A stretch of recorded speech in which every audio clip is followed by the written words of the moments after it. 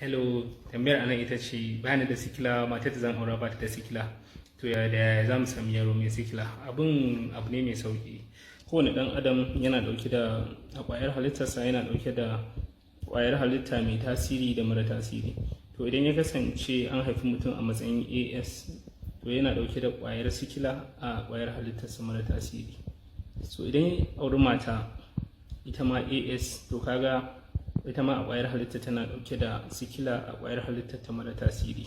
So idan yaron ya tashi zuwa zai iya gadar wannan ƙwayar halittar ka mara tasiri, bi ma ma'ana wannan S ɗin naka mara tasirin, bi ma ma'ana mai sikilan a wajen mahaifiyarsa ma sai kuma gadar ɗayar mara tasirin, to zai kasance an haife shi da sikila. Ina fatan kun fahimci wannan bayanin, da haka shi yasa yake da matuƙar muhimmanci a yi gwajin aure kafin a yi aure.